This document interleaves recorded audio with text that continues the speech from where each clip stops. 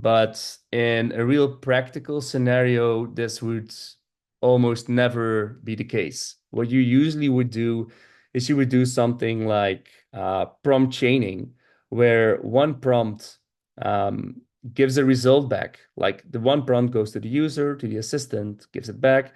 And then based on that result, you would call another prompt. Yes, I wish you best of luck and yeah, enjoy your talk. And yeah, we are curious about to get to know what RAG actually is and how we can use it. Awesome. Okay, so I'll start. So first of all, a small word about me. So I'm Brecht. I'm an architect, developer, Gen AI dev. I've been passionate about AI for the last few years, and I've been really invested in it for the last year. I created this thing called NitroKit, where that basically acts as an AI agent for me. I've been on conferences. I wrote a lot of articles. I did coaching in Angular until since 2016. So when I was still in beta phase, I've been a lot involved in a lot of projects in Angular. And basically, I still love developing in Angular, but my focus now is 100% on Gen AI. So yeah, that's also me. So I'm also doing barbecue workshops. So just a fun fact about me, it's not just bits and stuff like that. I also love to cook.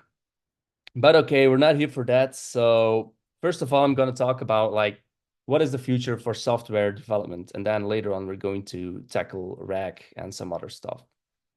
So there is a lot of skepticism when it comes to AI because currently AI it can't handle complex business requirements, large scale system architecture, and the amount of information in the PMs they're at. And basically, when you feed your AI garbage, you get garbage back. So it's it's um, it's not that easy to work with. It's a skill we should all learn. And the pragmatic outlook is basically just embrace it. Embrace the the Gen AI potential, start using it all the time. So a bold statement here is like AI will not replace your job as a software engineer, but developers who use and embrace AI will. Don't shoot me for that statement. It's something that I believe. Doesn't mean it's necessarily true, but the market is changing, and I think we should all adapt to that because it boosts productivity, can handle like the monkey jobs. We can focus on like a higher level of problem solving because basically that's what we always did as developers, right? We solve problems for our clients. And it doesn't matter when you're using Angular or React or you're doing full stack or no code or whatever, you just want to solve problems. I also want to talk about dry with AI. That's basically don't repeat yourself with AI and still be KISS. So that means that we can leverage all the keep it simple, stupid principles and use AI to not do the same tasks over and over again. All right. A small word about LLMs because I don't know how diverse the audience is and what the experience is. So I'm going to like scratch the surface on LLMs. Whoops. That is I don't know what's happening here, but it's AI taking over. So this is I was about to say the same, yes. yeah, it's and I'm not doing anything actually. Or maybe your keyboard hangs or also something like that. Let's try again. Yeah.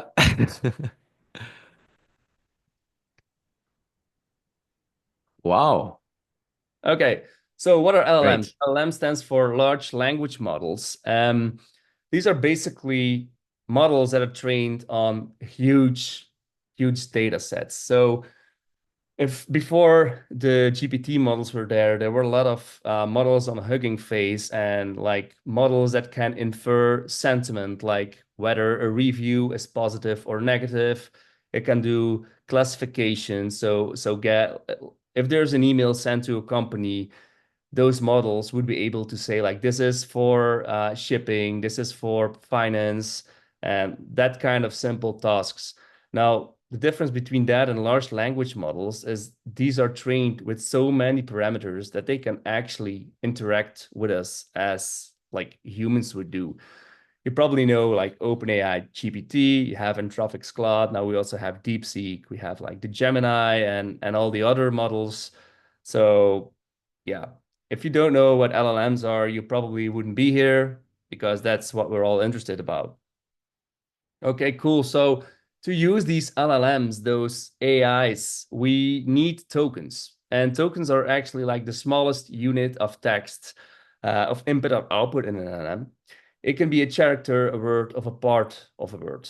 And what we basically need to do is we need to tokenize a certain string, and then we have to convert that as an embedding, and that's basically what we send to the LLM.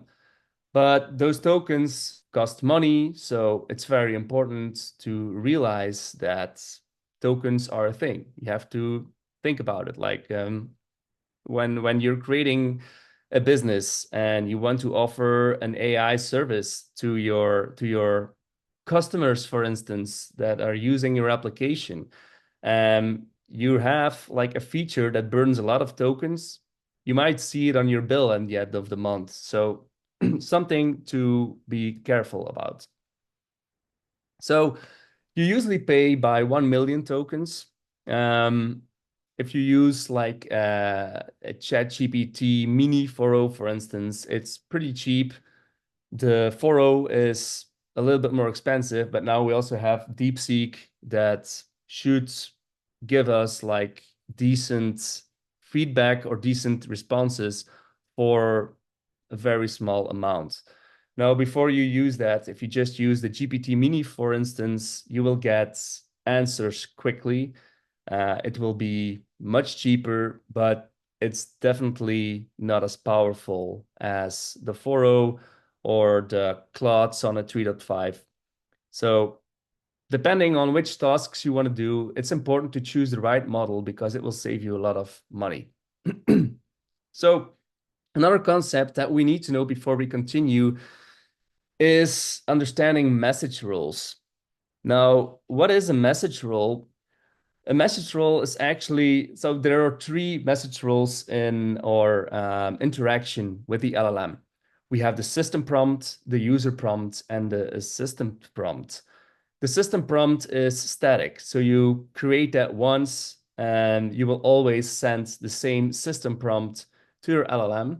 The user prompt is the dynamic question or the question that the user is asking. And based on the system prompt and the user prompt, the LLM will return an assistant prompt. So that's it in a nutshell. So the system role is like the guiding voice. So it gives context, tones, and guidelines. So this is an example here. You are a helpful assistant, knowledgeable in JavaScript and web development, prioritize code readability and best practices. So this is like giving context to the LLM, and then based on the user role, we would get better feedback.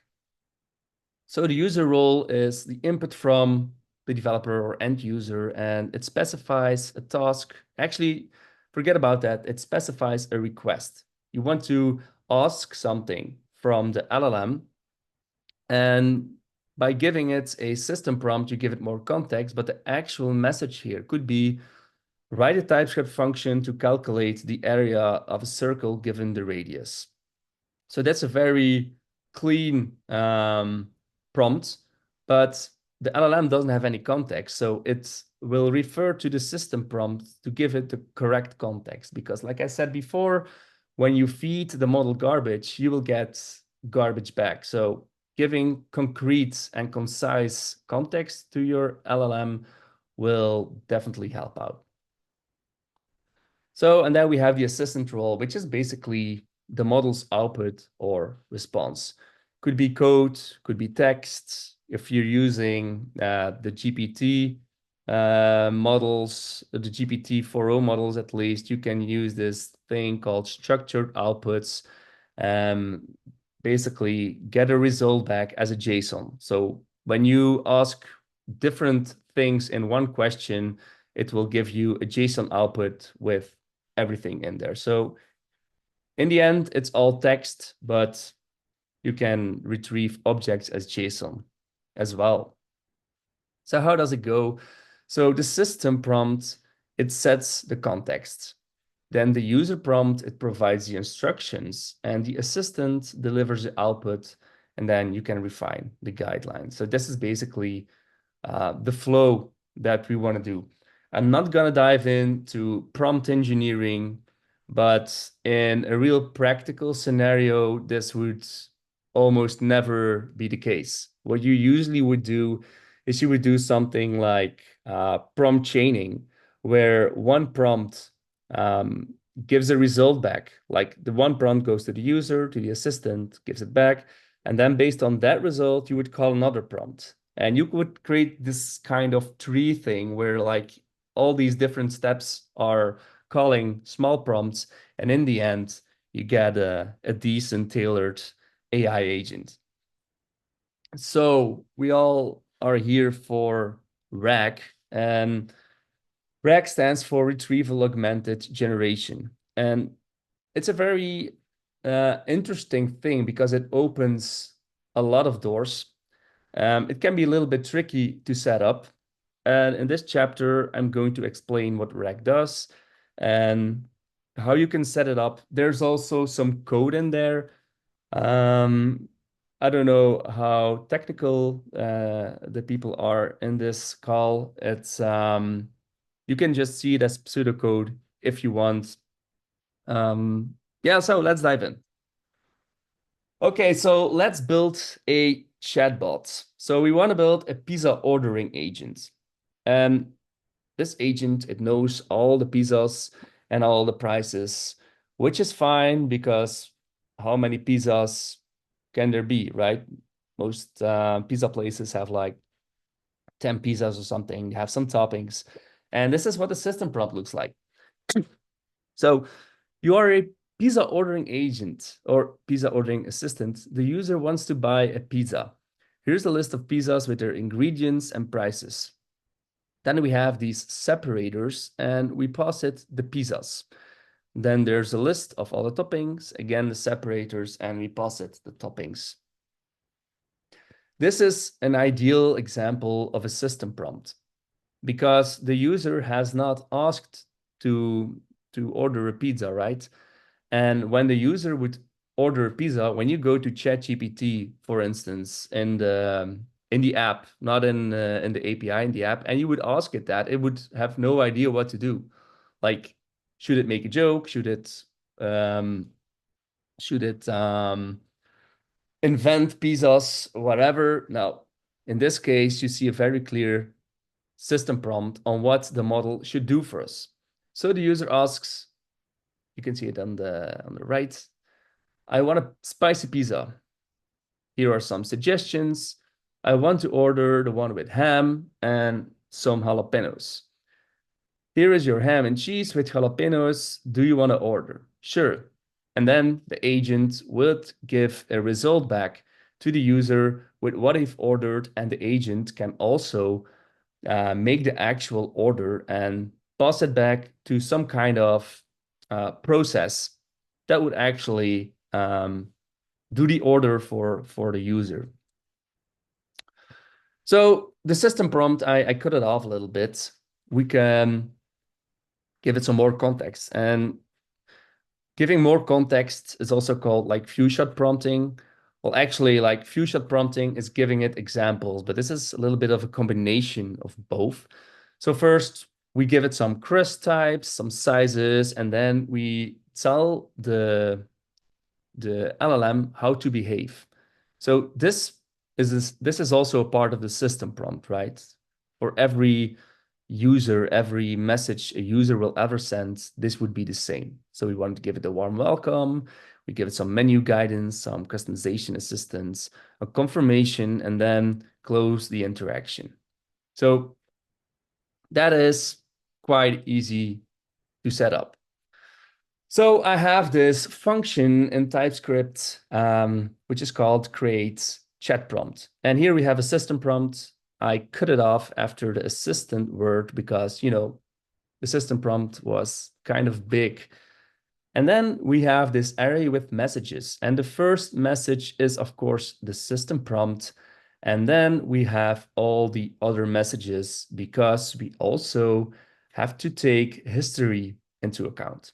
So every time the user sends a message, the messages array would become bigger. And every time we have to send all the messages to the LLM. So every time the user is asking something, it would burn more tokens. That's how it is. And then we actually call the OpenAI client. For this simple thing, we can just use a mini model because it's way cheaper. I think it's like 100 times cheaper or something. We set the temperature to 0. The temperature is like the higher the temperature is, the more it can, yeah, how do you say that? I cannot come up with the word, but the more artistic it can be, or the more it can like choose its own things. Like you can take a value between 0 and 1, and 0 is very strict. So for instance, if you do code generation or you want to order a pizza, you keep it low. If you want to write an essay, you keep it higher. So it would be more, it would make its own choices more. And then we just return it to our chatbot. And that's basically the only thing that you need to do to create your own chatbot with AI. But this approach has limits, right? I mean, we were talking about 10 pizzas, maybe 15 toppings. We have a few crusts that we want to like how the dough is being baked. But that's very limited. So what if we would say, I want to go to, I don't know if it's a thing in Germany, like Zalando, it's this store online, this web shop where you can buy shoes and clothes and everything. So what if you would have this web shop with a chat assistant? And I would say, I want to be dressed like Jason Statham, for instance. What kind of products do you have in mind? Like these are selling like 100,000 different products. We won't be able to fit that into one prompt, right? Because that would eat our tokens and it would cost us money. And the more context that we give, the bigger the prompt becomes, the bigger the chances are the model will start to hallucinate. And hallucination basically means that it gives you weird stuff back. It doesn't know what to say anymore. It gives strange answers. So we always want to keep those concise. So prompt tokens become vectors, tokens cost money. Here's an example for the GPT Mini for 1 million. The 4.0, you can see it's way more expensive, right? So yeah, what if you sell thousands of products or even millions? Like how are we going to tackle that? And that's where a RAG system comes in. So yes, RAG, Retrieval Augmented Generation. So basically what we do is we have information about 10 pizzas, information about 100,000 products. And what we want to do is we want to split those up into short documents. And usually we use Markdown for that because Markdown is literally like the standard that you should use for everything. I use it for course material. I use it for these slides. I use it for my books. I use it for my blog articles. I even use it for my resume. So Markdown is very interpretable by LLMs. We store those documents in a database. When the user asks a question, we fetch the most relevant documents. But how do we know which documents are relevant, right? Because the user is asking a question. It can ask whatever it wants. It's not just doing an autocomplete boot or shoes or whatever. It's asking a question. It's asking a reasonable question. Like I want to get like the most relevant documents. So how do we do this? What we basically do is we would vectorize all those documents. So these documents will be split up into sub-documents. And I will show that in an example later. But these sub-documents, they will get vectors calculated for them. We call those embeddings. So there are some free options out there. OpenAI also has an embedding API. And what you do is you pass it this markdown chunk, and it will calculate a vector for you. And then when the user asks a question, this question is also vectorized. So we have a whole bunch of vectors in the database, and we have one vector for the query. And then we basically have to compare those vectors, and we would get the 5 documents where the vectors are closest to the query vector. And that's how we get the most relevant documents. So we have a user query, goes to the retriever, it fetches relevant documents, it sends those documents along with the query to the large language model, it generates a response, and then we have the final response. So how do we fetch the relevant documents? We find a decent vector database. So you could have Pinecone or something else. I usually use Supabase. Supabase has a PG vector extension, and it's free. You can also even use the GTE small model that would calculate vectors free for you. Now, to be honest, I don't use that anymore because it eats a lot of CPU, and sometimes it returns an error. So I usually go to the OpenAI embedding for that. You have a lot of different embedding tools, like Gina AI also has some cool things. They also have like this API where you can just translate entire websites to Markdown. Definitely something to check. So first we find the database, we chunk or mark down, we remove the clutter, and then we vectorize those documents. We vectorize the query, and then we find the 5 or 10, whatever you want to use, relevant documents. So we chunk the markdown, remove the clutter, we store it in the database, we vectorize the documents, and then we store the vectors in the database. So how do we chunk it? I use this text splitter. It's from LongChain. It's just an NPM package that you can use, which does a lot of things around GenAI and RAG and everything. So we have this text splitter, and then we split our document into sections, and then we just insert it in a database. Nothing fancy, nothing being vectorized yet, but this is basically what we do when we save a product in Zalando or any other web shop, or we save like a slide that we want to index or whatever. Okay, and then we create and we save the embedding. So we go over all the documents. This would be done in a edge function or lambda function. And here you can see that we run the model, we pass it the content, and when we stringify that, we have the vector. Then we update the table into our database with the embedding. Don't focus too much on the details of this code. You can just see it as pseudocode. It will just save the embedding in the database. So the first question of our user towards our RAG system, to our chatbot. It asks a question, the query gets vectorized, and RAG retrieves the 5 closest documents by comparing vectors. RAG sends unvectorized query and 5 documents to the LLM, and the LLM sends the result back.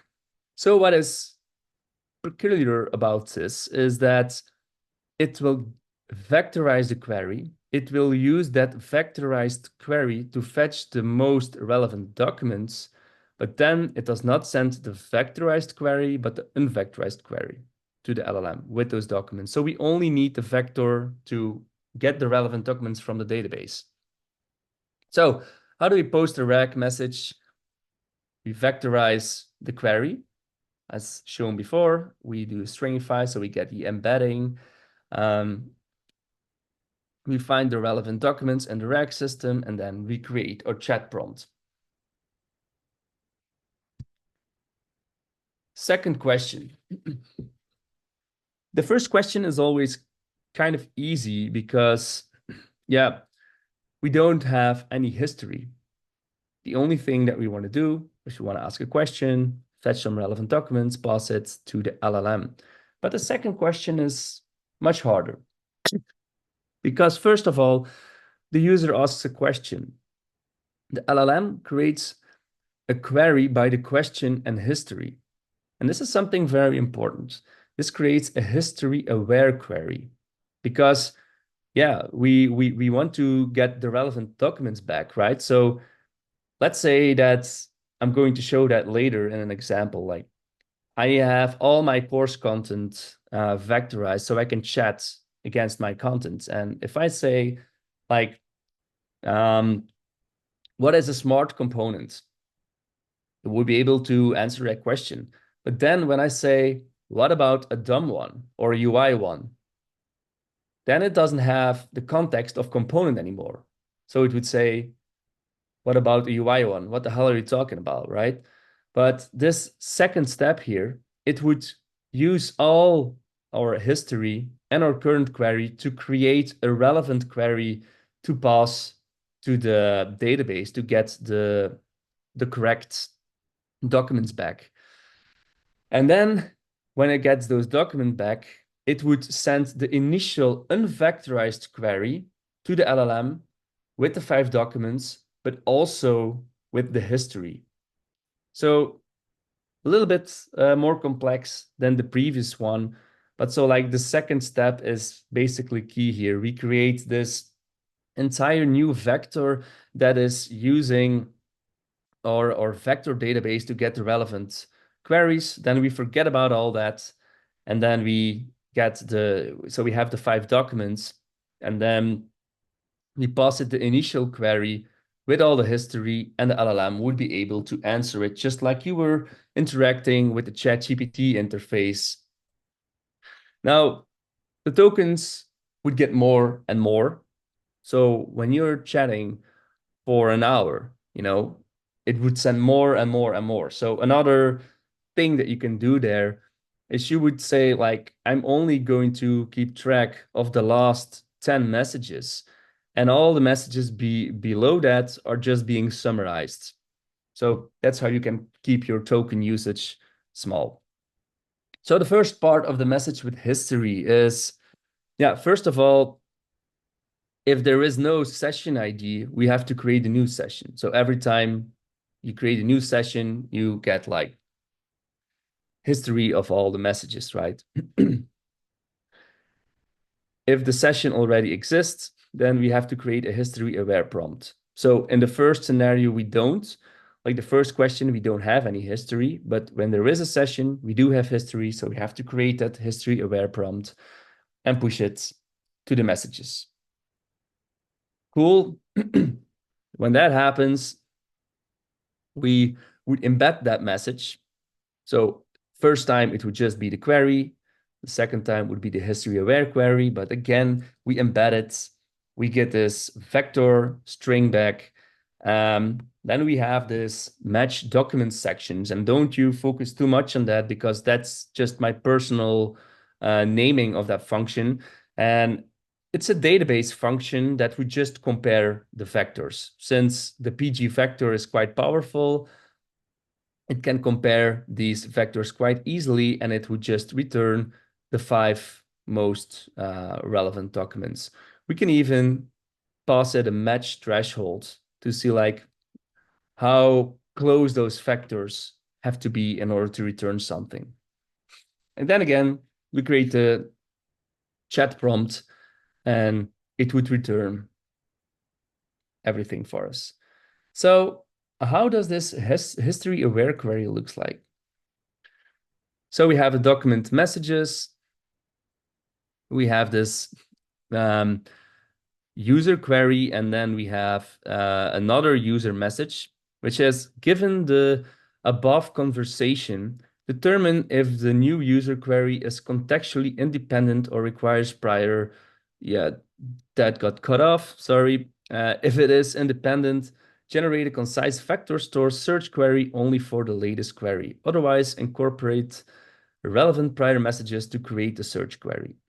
So at line 3, you see that we pass all the history messages.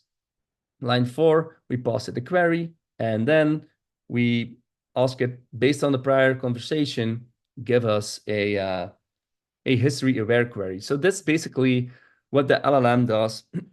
It would just do, so our agent, sorry, would do an additional LLM call. So the LLM would create a history-aware prompt, which is what you can see here. We also use the mini model for that, and we return it. So what does the actual RAG prompt looks like? You're a helpful AI assistant. Use the following pieces of context to answer the question at the end. If you don't know the answer, just say you don't know. Do not try to make up an answer. If the question is not related to the context, politely respond that you are tuned to only answer questions that are related to the context. And then we pass in the injected docs that we retrieve. So the most 5 relevant docs. Please return your answer in Markdown with clear headings and lists. Why in Markdown? Because if you return it in the Markdown, it's easy to style it on the front end with a package like marked, for instance. So then the create chat prompt function. So at line 2, it's not highlighted, but we see we have the system prompt. We pass it along with all the messages. We pass that stuff to OpenAI, and we get the result back. So basically the same as before. Let me quickly show you a demo. So I created this application here, and this actually has all my content from my courses. So for instance, my architecture course, you could see like this is all Markdown. This is completely being chunked for me and being added in Supabase. So here you have like the documents, and the document is an entire, so what I just shown you, an entire content thing, and that is being split up in document sections. So for instance, this is a document section. This is a document section. And here you can see the calculated embeddings. Cool. So let's try to ask it a question. So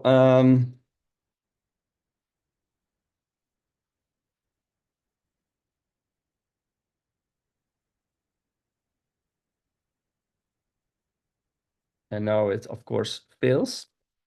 Now it's because it's something that I didn't fix in here yet, but it's my JOT token that is being expired, I think. I hope.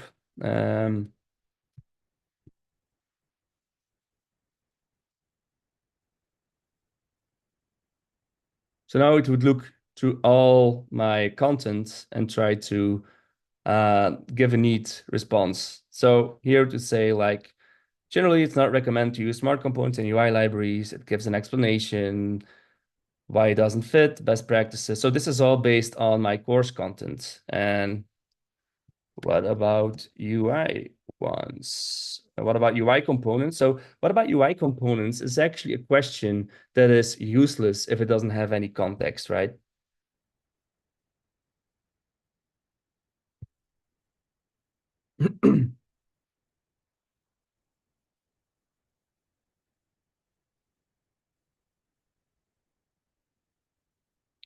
So here it says like what the characteristics are, best practices, where you can use it, and so on. But so what I could also say, like, let's create a new one. give me the lib matrix with that shows which types of libs could import from which types of libs.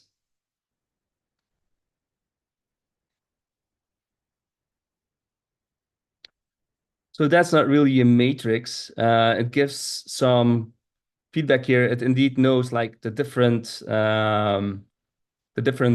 types of libs I have. And that's annoying because last time it did work. So I'm gonna push him a little bit.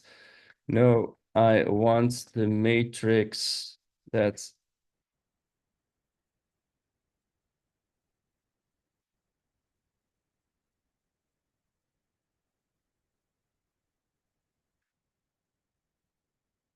damn it. Okay, so normally it should give me a nice matrix because there is a matrix in my content. And I actually showed this demo to a colleague of mine today and it works. So I'm not going to dive too deep into that because we still have Q&A. Now I want to try one more time. Okay, how do I rephrase this? Um,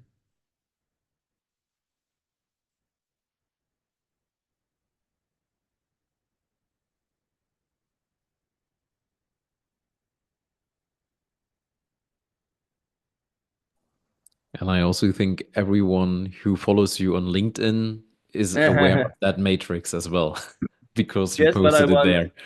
I want this guy to show it. Ah, painful, painful. Okay.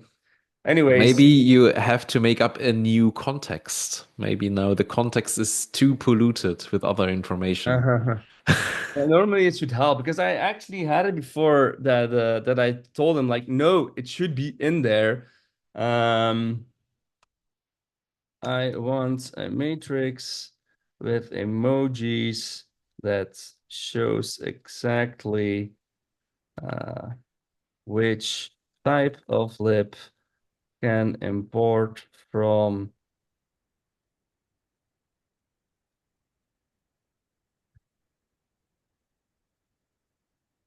And if this does not work, you could also try to replace matrix with table. Maybe a table works better. Yeah, the thing is, in my course content, it's being referred as a matrix, Ah, so okay. the vector should be yes, yes, it worked. So indeed, so this is the matrix that maybe you guys have seen at LinkedIn that can help us like where stuff lives. So I could basically ask like, in what kind of libs should a data service live, or a pipe live, or whatever. And based on like the guidelines in my course, it should be able to answer that. And this is like a really primitive version of my RAG system. The last thing that I've created is way more advanced. So this is one of the first things, but it just proves like how powerful it is. And you can chat to your content, you can chat to your meetings, you can chat to presentations, you can chat to meeting notes, to documentation.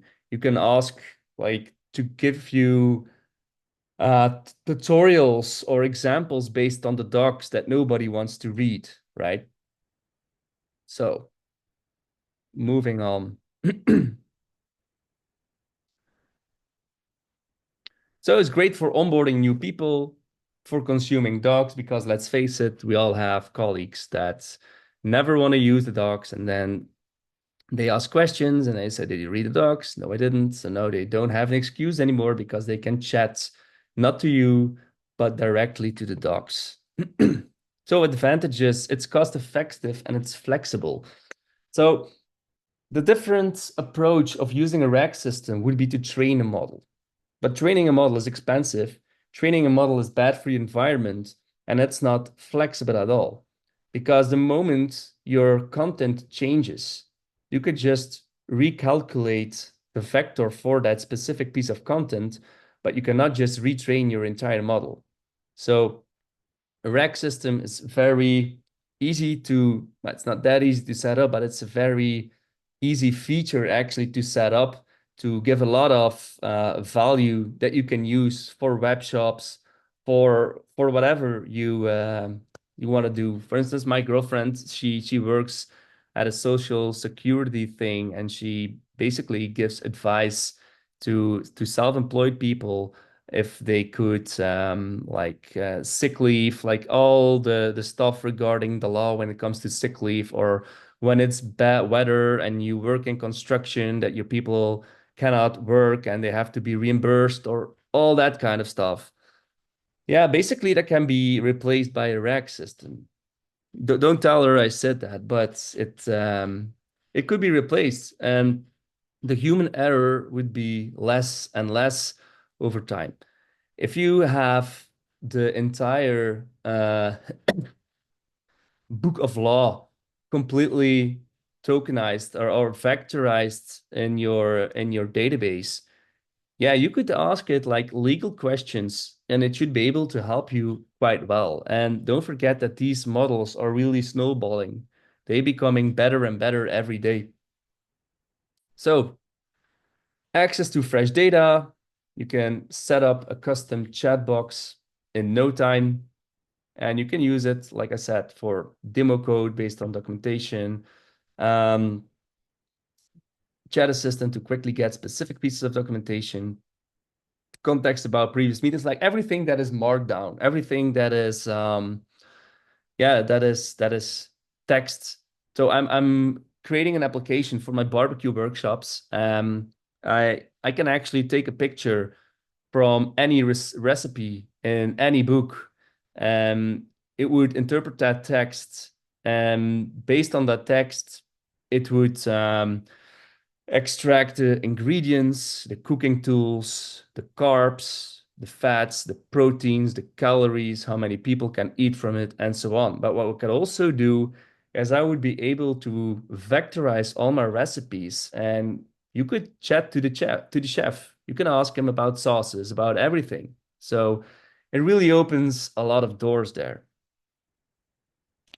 Yeah, you could also ask context about code base, which functionality, reusable components. Now, to be honest, using a rack system to index a code base is quite hard because, like I mentioned before, the more context you give it, the easier it starts to hallucinate. And when it has to look up words like, yeah, smart and dumb components or performance or architecture stuff, it's fine.